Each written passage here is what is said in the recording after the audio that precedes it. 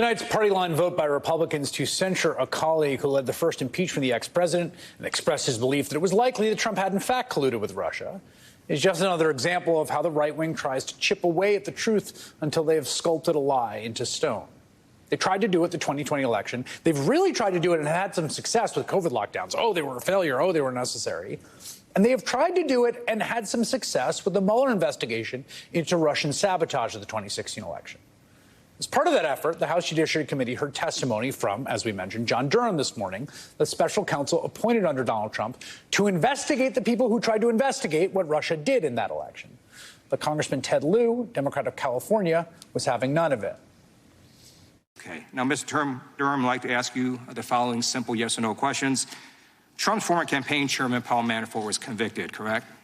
I'm sorry, could you just repeat that? Trump's former campaign chairman, Paul Manafort, was convicted, correct? That's correct. Trump's former foreign policy advisor to the campaign, George Papadopoulos, was convicted, correct?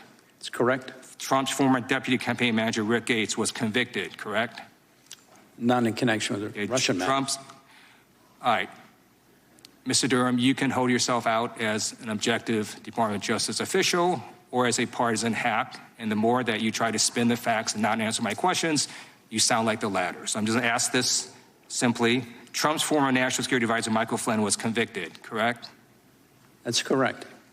Trump's longtime advisor, Roger Stone, was convicted, correct? I'm sorry, missed the last thing you mentioned. Trump's longtime advisor, Roger Stone, was convicted, correct? Correct.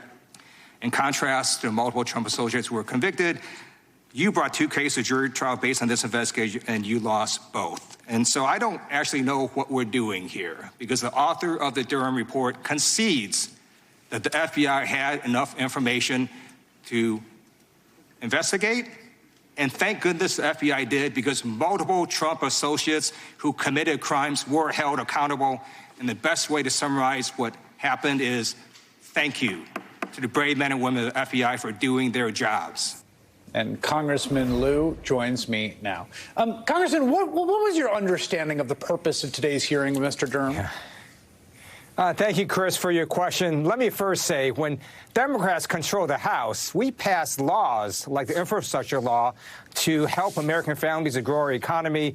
And when Republicans control, what do we get? We get stupid stuff like this dumb hearing on the Durham report, which concluded, after wasting $6 million of taxpayers' money, that the FBI had a duty to investigate allegations of Trump-Russia collusion. And thank goodness the FBI did that, because multiple Trump associates were convicted and held accountable for their crimes.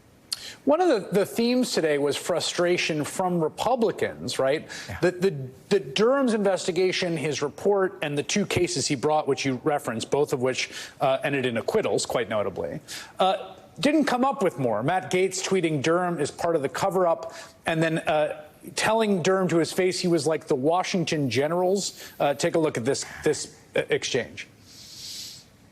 You didn't charge Andrew McCabe. You didn't convict the lying Democrats or the lying Russians. You didn't investigate Mifsud or the Mueller probe, even though, as we sit here today in black letter, that was your charge.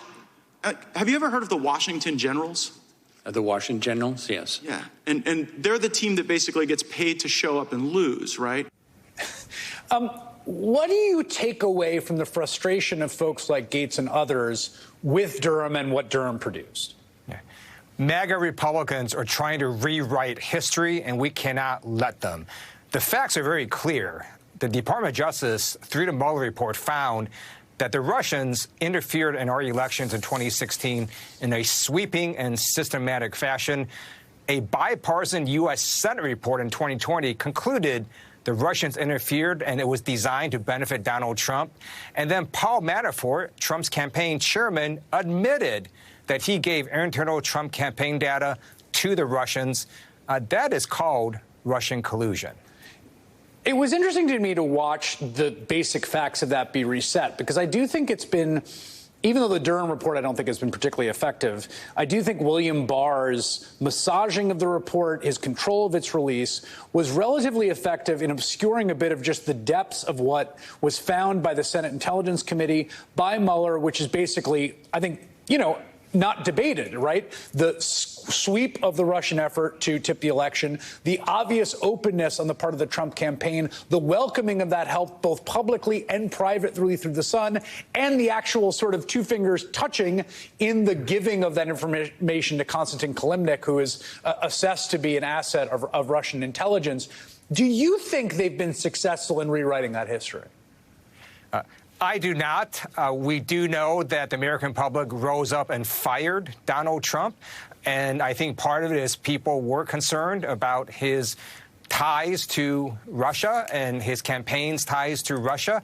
And what we see now with this indictment of Donald Trump from Department of Justice is that he also had all these classified documents. And why would he keep these top secret documents and not give them back? It's all very suspicious. Adam Schiff today was censured along party line votes. What is your assessment of the full day, starting with Durham, ending in that censure vote, and why they chose to make him, I believe, the third member censured this century in a body that has seen multiple felons and currently includes George Santos? Right. So again, how does this move the American family forward? How does this grow our economy? I note that the author of this censure resolution, Representative Luna, has introduced a total of 6 bills in her entire career. 5 of them are about Adam Schiff. That's rather obsessive. And this strange obsession that the Republicans have with doing stupid stuff, none of this is helping grow our economy or moving the American family forward. Well, 5th time's a charge for Congresswoman Luna. So there's that. Congressman Ted Lieu, thank you very much for your time tonight. Thank you.